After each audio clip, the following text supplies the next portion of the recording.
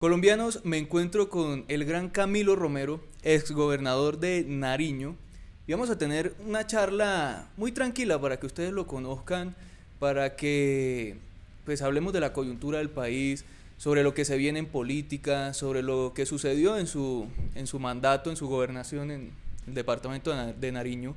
Bienvenido, Camilo. Bueno, Alejo, primero un gustazo, de verdad, qué bueno y qué bueno encontrarnos aquí en la capital. Usted venido de Catatumbo, nosotros de Nariño, digamos, dos territorios tan complejos para nuestros departamentos, para nuestro país, perdón, y con tanto reto que tenemos. Así es que muy contento de estar aquí, de compartir con usted y de compartir a través suyo lo que significa esta nueva ciudadanía, estos nuevos medios, que me parece maravilloso que esto ocurra, porque estoy seguro que esto fortalece mucho más la democracia. Así es que muy contento. Gracias, Camilo. Empecemos hablando sobre la coyuntura del país. ¿Cómo ve lo que está sucediendo ahorita con el presidente Duque, con el Centro Democrático, con el partido de gobierno que básicamente pues está tomando unas decisiones, están haciendo una serie de cosas y ahorita sale lo de la ñeñe política y todo eso, y que tiene al país pues encendido en la polémica de esto? ¿Cómo ve todo ese tema? Bueno, sin duda es un momento de crisis, siento yo, en el país, pero también un momento de oportunidad. De las crisis salen oportunidades. Pero lo que tenemos hoy es el reflejo de un presidente joven que gobierna para un viejo país. Es decir, es un contraste fuerte. Es un tipo que en campaña eh, canta muy alegre, hace sus juegos con el balón, dice no al fracking, y llega al gobierno a hacer lo mismo de todos, lo mismo de siempre, y es eso lo que está rechazando una nueva ciudadanía. Así es que siento un gobierno prepotente, un gobierno sordo, un gobierno ciego, un gobierno sin empatía por la ciudadanía, sin comprender lo que ocurrió ese 21 de noviembre, que para mí no está bien el término paro nacional. Eso fue un sentimiento nacional, eso era un corazón latiendo en todo este país. Las señoras de edad a las 9 de la noche en cualquier barrio de Colombia con una cacerola en la mano, eso no me pueden decir que fueron las enviadas de Rusia, como decía la vicepresidenta, o el foro de Sao Paulo, o las grandes lideresas de un líder de oposición en Colombia. No, aquí hubo un sentimiento nacional y me parece que este gobierno, para responder la pregunta, ha tenido cero empatía con esa solicitud ciudadana de amplitud democrática, de comprender el momento. Yo creo que el presidente se quedó en esa vieja democracia. Él dice, bueno, las reglas del juego son sencillas, hay elecciones, gano elecciones, me escogen para un programa de gobierno, lo vuelvo plan de desarrollo y cumplo mis metas. Yo creo que esta es una democracia mucho más álgida, es una democracia mucho más rápida, que exige, por supuesto, una legitimidad constante y permanente. Y yo creo que hay que escuchar a esa ciudadanía. Así es que termino diciendo y finalizo esta primera pregunta diciendo hay un gobierno absolutamente carente de empatía con la ciudadanía, de espaldas, un presidente joven gobernando para el viejo país, para unos viejos intereses que ya no son soportables, tolerables, por lo que he llamado una nueva ciudadanía. ¿Y usted qué opina de la ñeñe política y ahorita que está involucrado pues en todo este escándalo el senador Álvaro Uribe, que hay que tener en cuenta que es un actor político, pues uno de los actores políticos más importantes de este país, que está involucrado en todo eso? ¿Y cómo ve ese escándalo? Bueno, primero le cuento que me enteré hace pocos días que el senador Uribe me había bloqueado en Twitter, no sé si a usted ya le pasó. No, todavía no. ¿Todavía no? Bueno, aquí ya nos bloqueó, entonces no tenía de primera mano la información que él ha expresado a través de su red. Pero bueno, me ha llegado la información y yo lo que creo es que este episodio es una demostración de lo que he llamado una lógica de poder y de gobierno. Es una lógica del poder a como dé lugar y finalmente de los beneficios para unos pocos. Yo decía en una charla que tuve pasada, decía, mire, es que estos tipos son geniales, ¿no? Es decir, espantan con Venezuela, dicen todas estas cosas, y finalmente cuando usted ve lo que ocurre cuando se quiebra un sector económico fuerte, los bancos, por decirlo de alguna manera, allí sí son capaces de socializar las pérdidas, se vuelven socialistas, ¿no? Entonces son geniales para privatizar las ganancias y para socializar las pérdidas. Esto lo tenemos que pagar entre todos, es la responsabilidad de los colombianos. Entonces digo que, y más allá de caer en ese debate ideológico, creo que lo que expresa este episodio de la política nacional, el expresidente Uribe, que hay que advertirlo. Para mí hay dos personas que sobrepasan el promedio de la acción política colombiana. Una es Álvaro Uribe y otra es Gustavo Petro. Y lo digo con claridad, porque representan posturas ideológicas. Más allá de los métodos, de estas cosas reprochables que se tienen, representan unas posturas ideológicas. Y en un país que está convulsionado en ese sentido, pues tienen, por supuesto, un peso político específico. Lo de Uribe es, yo creo, lamentable, una acción política empecinada. Yo recuerdo un trino absolutamente agresivo con el pueblo del sur que yo representaba en ese momento, el departamento de Nariño. Dijo, hubiese preferido que quede bloqueada esa vía 2 años a ceder ante los indígenas. Es decir, cuando ese bloqueo ya en un mes nos tenía asfixiados en Nariño, imagínense lo que significaba 2 años. Claro. Absolutamente desproporcionado de su visión. Y aquí quiero concluir con esto en esta respuesta. Esta lógica de poder y de gobierno es una lógica ilusionista, es una lógica de imponer sobre la realidad lo que ellos creen, las visiones que ellos tienen. Entonces usted los ve, por ejemplo, y son contundentes en intentar negar la realidad del conflicto armado. Entonces dice, no ha habido conflicto armado en Colombia, un grupo de locos que andan por allí sueltos, decía el expresidente Uribe, entre comillas, pues, mías. Ahora con el Centro de Memoria Histórica, ustedes los ven en ese afán, que incluso es reprochable desde el nivel internacional, como por encima de las víctimas, de los muertos, de los líderes sociales asesinados, de todo lo que ocurre en este país, nos niegan que ha existido un conflicto armado. Y son ilusionistas, pretenden hacer creer al país que la realidad es lo que ellos se imaginan, las visiones que tienen. Es algo muy, muy curioso.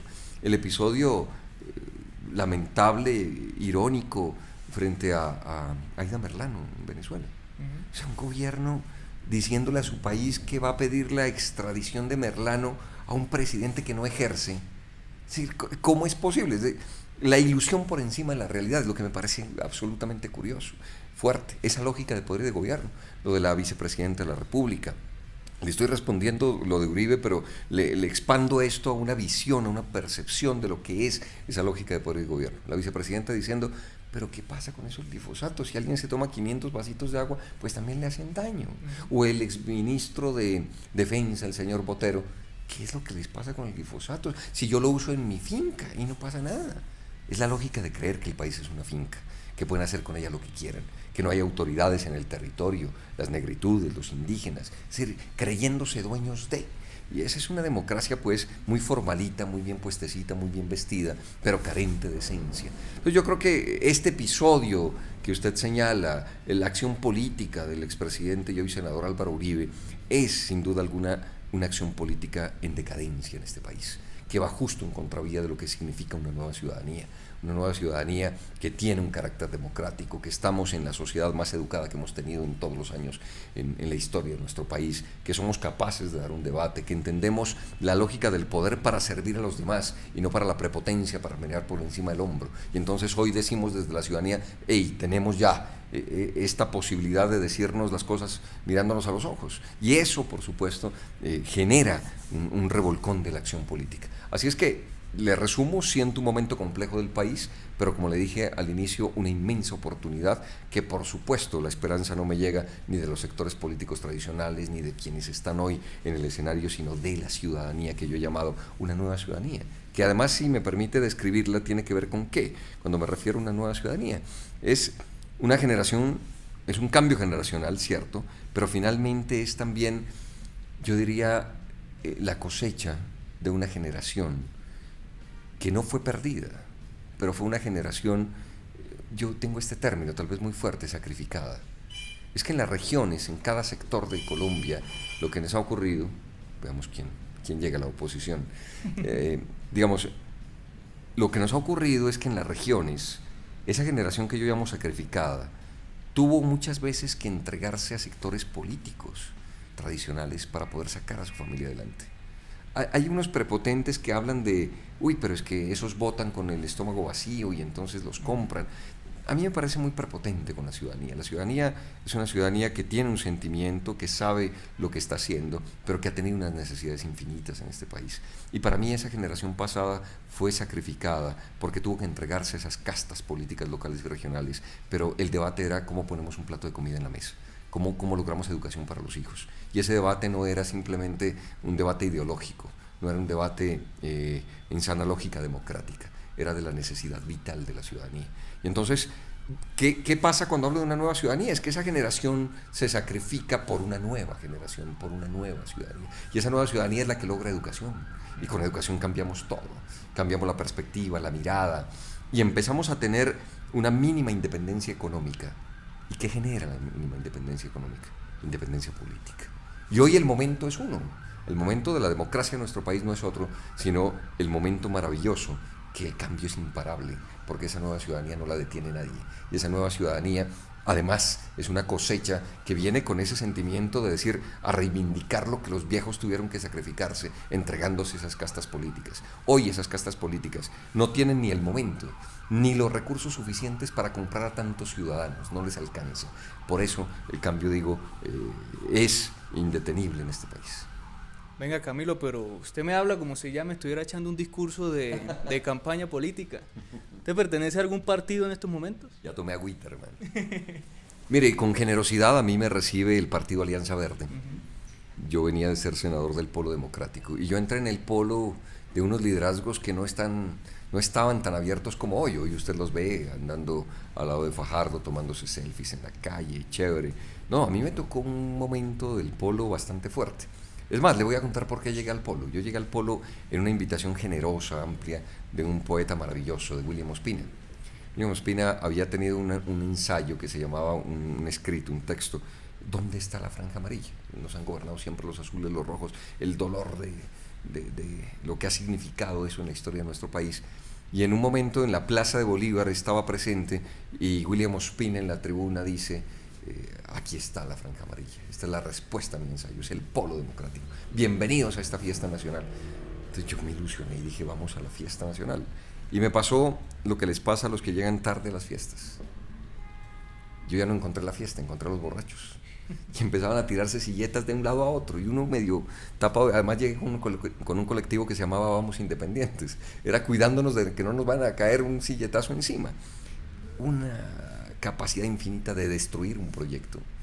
Yo creo que el Polo Democrático, tengo un afecto inmenso por su militancia, por su gente, y muchas críticas por algunos liderazgos del Polo, pero con quienes podemos coincidir en la mayoría de las teorías o ideas frente al país. Imagínense cómo es, sino que en el sector alternativo muchos se han dedicado a quedarse viendo el lunar, y entonces por ese lunar no podemos estar. Cuando podemos estar de acuerdo en un 80%, se quedan en el 20%, y allí digamos, son unas peleas encarnizadas. Y me tocó vivirlo en el Polo, y fue muy complejo para mí, que venía de una acción política distinta. Yo venía de un movimiento ciudadano, juvenil, incluso mamagallista, como anarco. Así empecé, como un ciudadano del común, diciendo, me mamé de esta políticos, guerrilleros, paramilitares, gobierno, tienen huevo. Esa fue mi primera expresión política, de indignación, no de acción, de responsabilidad política, pero era un llamado de atención lo que hicimos desde Tienen Huevo. Así es que veníamos de una acción política distinta, luego tenemos el beneficio de una ciudadanía, quiero decir, en el voto libre que nos acompaña, y llegamos al Senado. Y allí en el Senado, claro, vimos ese actuar tan complejo de muchos liderazgos, y entendí que la acción era con la ciudadanía, que la acción era mucho más allá de los partidos. Pero para responderle, hoy me ha recibido con generosidad desde el año 2014 el Partido Alianza Verde, un partido diverso, un partido, yo les decía, esto es una colcha de retazos como los verdes en Nariño, y recordaba al poeta del sur, Aurelio Arturo, al que García Márquez describió como el mejor poeta colombiano. Me refiero a Aurelio Arturo. Aurelio Arturo decía, aquí donde el verde es de todos los colores. Y eso era el Partido Verde. Yo recuerdo en ese Partido Verde, cuando entré, eso era desde Peñalosa hasta Navarro. Entonces uno dice, carajo, si uno no cabe aquí. Pero digamos, mucho más fraterno, mucho más tranquilo, menos dispuesto a acabarse a sí mismo, dispuesto a construir, a crecer, a entendernos en la diversidad. Qué duro. Es decir, ¿qué nos empata a nosotros con una persona como Enrique Peñalosa? Y los debates y 3 horas de charlas. Bueno, hola, ¿podemos ponernos de acuerdo en esto o no? Digamos, un ejercicio democrático. Así es que hoy hago parte de la Alianza Verde, pero tengo clarísimo que el país es mucho más que un partido, que la ciudadanía necesita mucho más oxígeno, y eso es lo que tenemos que construir. Para iniciar ya con unos temas más que la ciudadanía estaba pidiendo que comentáramos. Primero, ¿usted se considera tibio? Le respondo con lo que me ha tocado aguantar. Además, ya estoy atorado frente a la respuesta de tibio. Mire, el único de 32 gobernadores con 6 amenazas de muerte. 2 chuzadas, una revelada por semana en el 2014, y cuando digo chuzadas, a veces a nivel internacional no se entiende, son interceptaciones ilegales a las comunicaciones. Esas chuzadas, viniendo de la propia fuerza pública. La primera, digo, publicada por semana en 2014, es decir, fue cuando estuve en el Senado, y la segunda publicada por semana este año, 2019. Creo que el 8 o 10 de enero se publica esa información. Interceptado por la fuerza pública. Me quitan la visa. Un fiscal como nuestro Humberto Martínez con 5 intentos por mandarnos a la cárcel. Mi pregunta es, ¿eso le pasa a alguien tibio? Es decir, es por tener postura, es por tener posiciones. Y básicamente una, es que las cosas no pueden seguir como vienen. Es que cuando subimos el ejercicio de gobierno, tomamos decisiones que claramente no iban acordes a una personalidad política para acostumbrarse, para acomodarse, decía Estanislao Zuleta, para hacer un tornillo que ajuste muy bien al engranaje de este sistema. Claramente no lo somos. Así es que nos podrán decir muchas cosas, pero de tibios, ¿cómo? Es decir, queda muy difícil. Entonces, ¿qué semejanza, o no, más que semejanza, cuál es la diferencia que tendríamos en este caso entre usted como Camilo Romero y Fajardo? Porque hay mucha gente en los medios y en las redes que lo está asemejando con Fajardo. Pero usted en muchas ocasiones ha dicho, no, es que Fajardo y yo somos personas diferentes, no pertenecemos al mismo partido. Y podríamos decir que a Fajardo sí lo acusan de ser tibio porque es una persona que no tiene posiciones para nada. Que si pasa algo en el país dura una semana en salir a hablar sobre eso.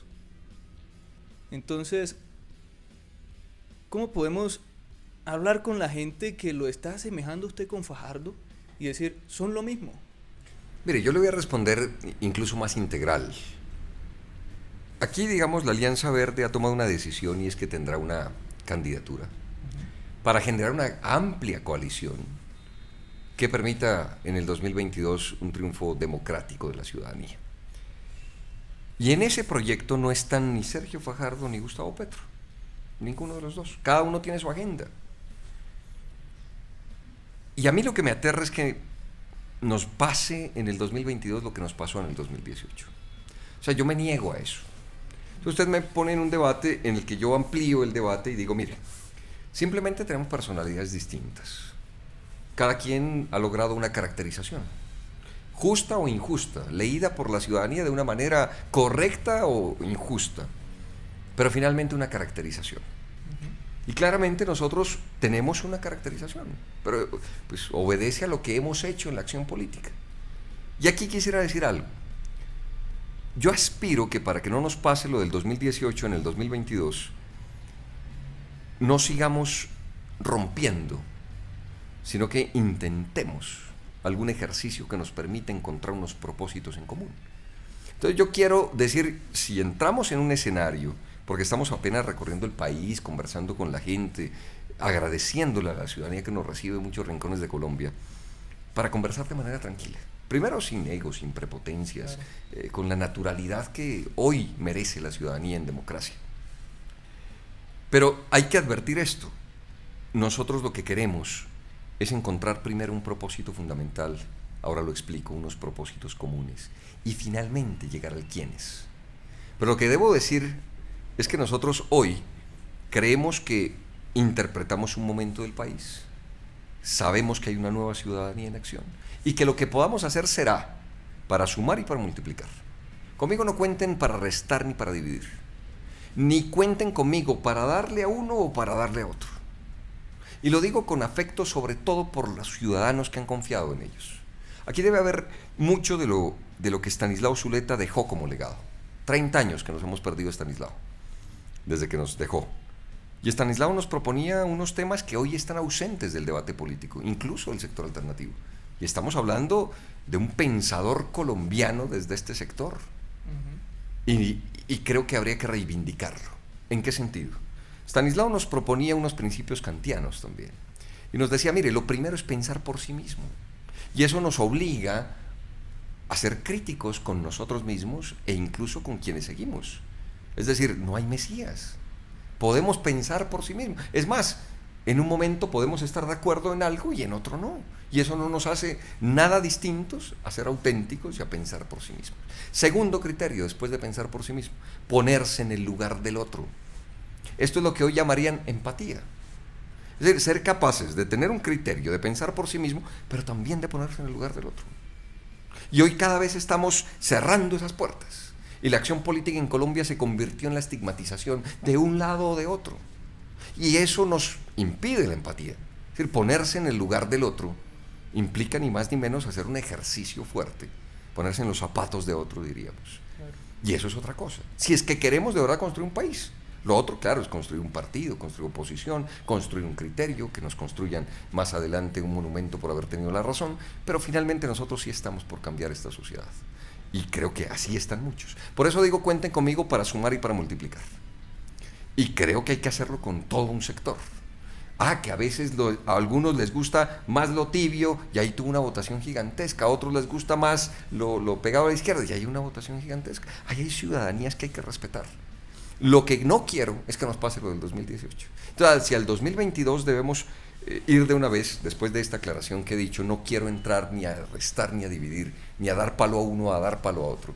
Yo creo que aquí 4 millones de ciudadanos se sintieron representados por Gustavo Petro y 4 millones, estoy pues redondeando, por Sergio Fajardo. Es decir, ahí hay unas ciudadanías que debemos interpretar. Y será nuestro papel entonces entrar en el ataque a personalismos. Yo creo que es el momento hoy en Colombia de fijarnos un propósito fundamental. Por primera vez, después de 200 años de república, puede llegar en el 2022 un gobierno alternativo, democrático, ciudadano en este país. Ese para mí es el propósito fundamental, no el quiénes, no los personalismos. Pongámonos de acuerdo en que estamos. Perdóname, yo sé que en Colombia estamos muy dados a que cada día es un momento histórico, pero estamos en un momento histórico. Después de 200 años, en 2022, puede haber un gobierno alternativo, democrático y ciudadano en Colombia. Eso no es menor cosa. No nos pongan los personalismos por encima de la importancia histórica que vive Colombia. 2. Después del propósito fundamental, tenemos que ser capaces de identificar propósitos comunes. ¿Qué es esto? ¿No podemos ponernos de acuerdo en una agenda en común? ¿Acaso no podemos juntarnos?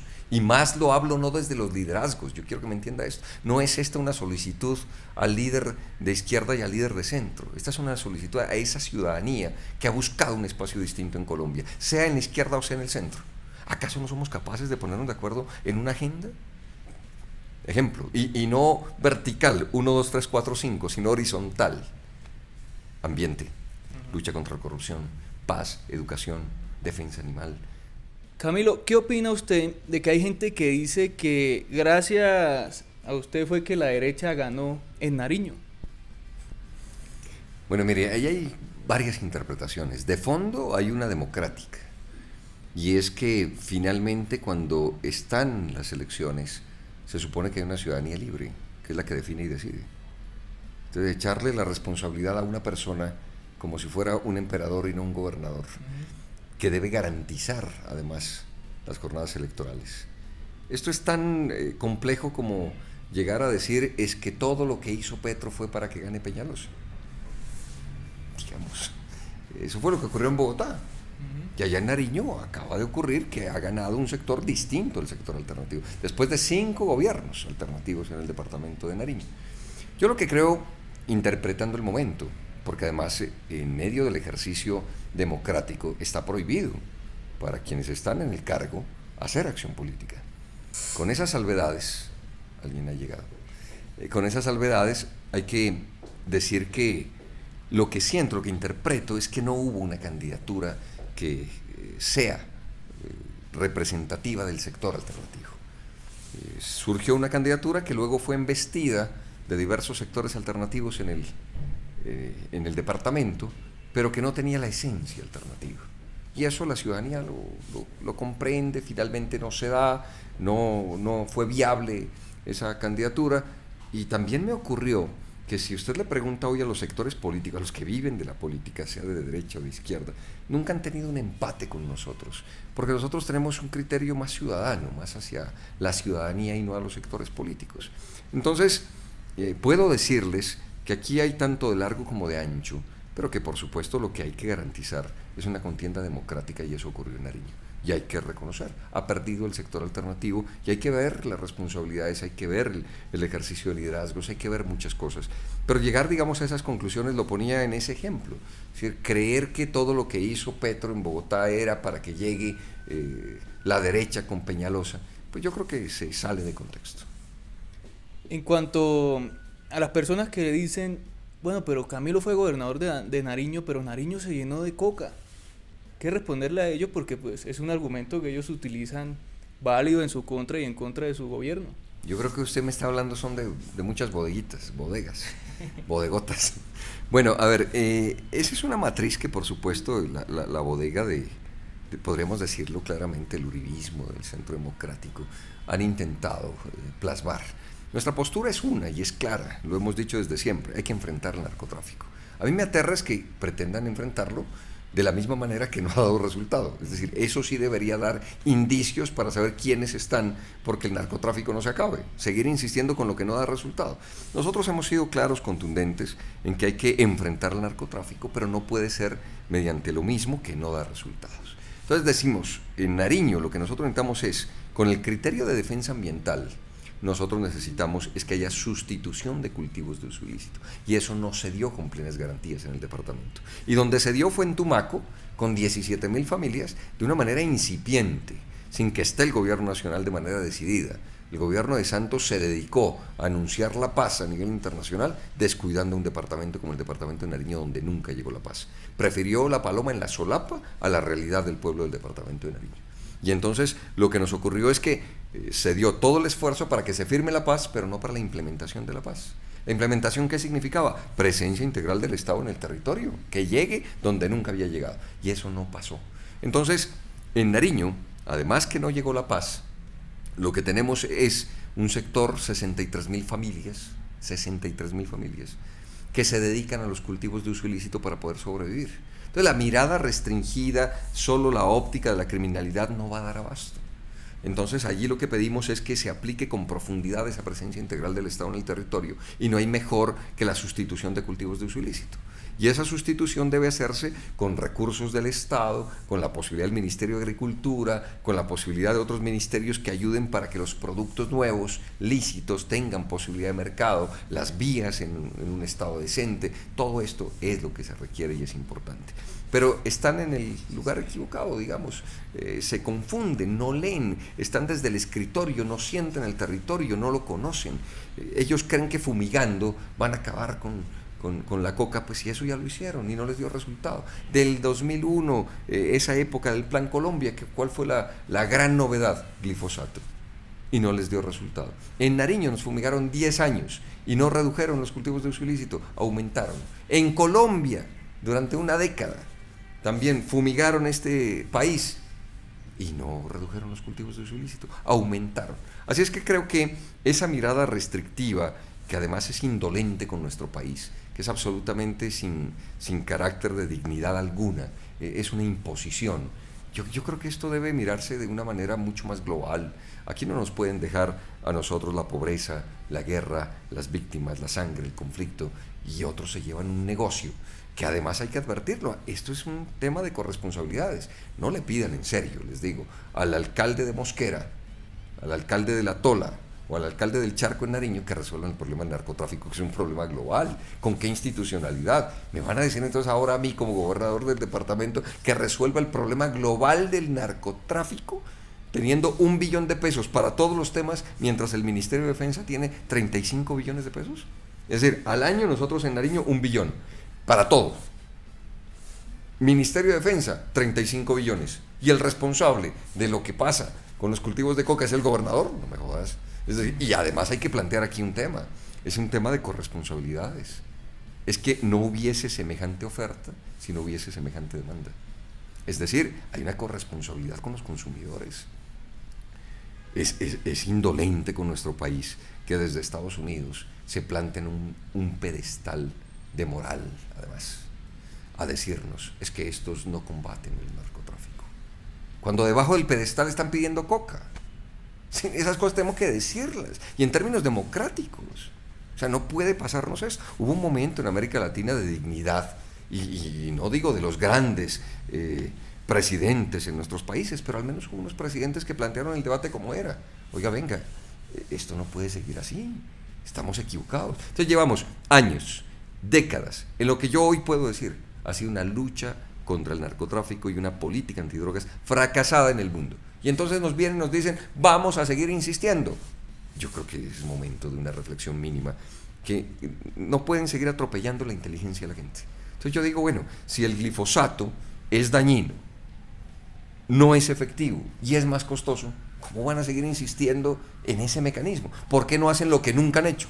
Sustitución de cultivos de uso ilícito, de manera efectiva, metiéndole todos los recursos. Eso es lo que no han hecho. Y cuando lo hicieron, digo, de manera incipiente en Tumaco, Tumaco dejó de ser el municipio con más cultivos de uso ilícito en Colombia y ahora es Tibú, en norte de Santander. Entonces, digamos, hay salida, hay que enfrentar el narcotráfico, pero yo sí siento que es momento de plantear las cosas como son. Yo siento que esta democracia nuestra ha sido muy formalita, muy bien puestecita, pero poco de esencia. Y ya la ciudadanía, que le dije es la generación más educada, no traga entero. Entonces nosotros hoy somos claros y decimos no al glifosato, porque no da resultado. Y entonces otros dicen, no, es que ese tipo allá lo que hizo fue permitir que... ¿Cuál permitir? Si aquí debe haber una acción integral del Estado. Si nosotros como gobernación pusimos 14 funcionarios de la gobernación a recorrer palmo a palmo el departamento para que las familias productoras, allí las que estaban sembrando, hagan sustitución de cultivos de uso ilícito, y firmaron. Quien la incumplió fue el gobierno nacional. Si hicimos una tarea y dejan colgada a la gente, perdónenme, ¿qué puede pensar un ciudadano colombiano? Tengamos un poco de empatía, como lo dije hace rato. Tengamos empatía con esos campesinos, donde nunca ha llegado el Estado. Y llega el Estado y les dice, vamos a sustituir.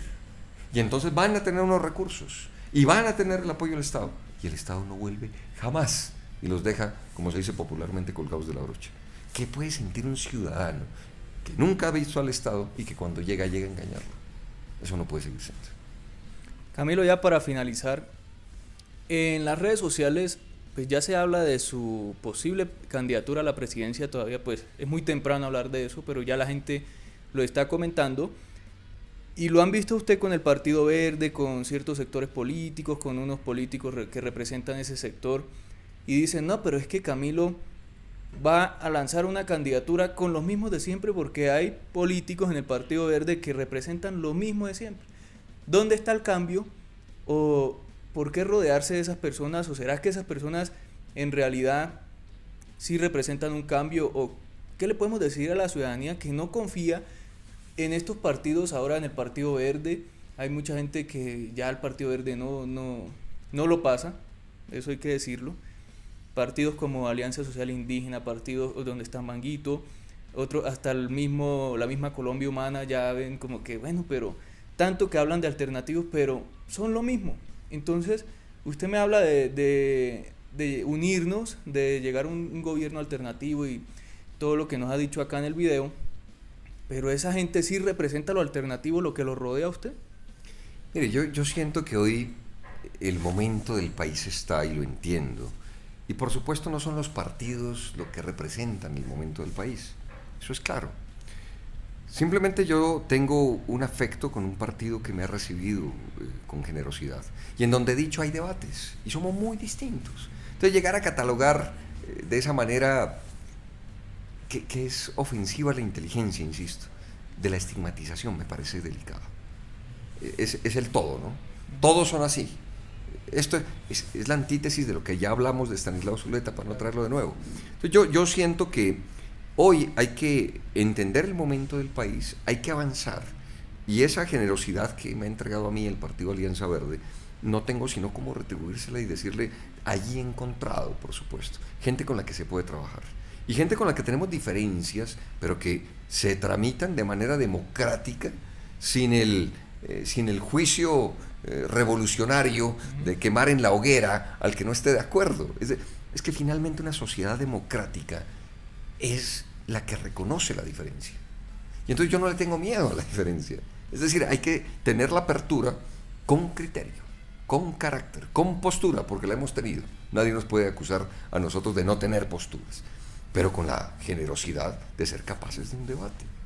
Y a eso no hay que temerle. Mi mensaje, insisto, no es a los liderazgos, mi mensaje es a los ciudadanos, a esos 8 millones de colombianos que confían en una política distinta a esta tradicional. Retomo entonces ese propósito. Y eso sobrepasa los partidos. Entonces aquí tendrá que estar en juego lo que ha hecho cada quien, lo que ha dejado de hacer cada quien. Estará puesto en consideración lo que significa cada quien desde el sector político que corresponda. Nosotros, por supuesto, esperamos representar esa colectividad de la mejor manera, insisto, agradeciendo esa generosidad que ha tenido el partido, pero nuestra mayor responsabilidad es con toda la ciudadanía de este país, y eso sobrepasa no a ese partido, todos los partidos, y aquí hay que ser capaces de construir esa alternativa ciudadana que permita sobrepasar, digo, esos esquemas tradicionales que incluso se convierten en los partidos muchas veces, y hay que ser capaces de una nueva acción política. Lo puedo decir, desde la Alianza Verde coordiné la Escuela de Innovación Política, con toda la generosidad, y pudimos hacerlo.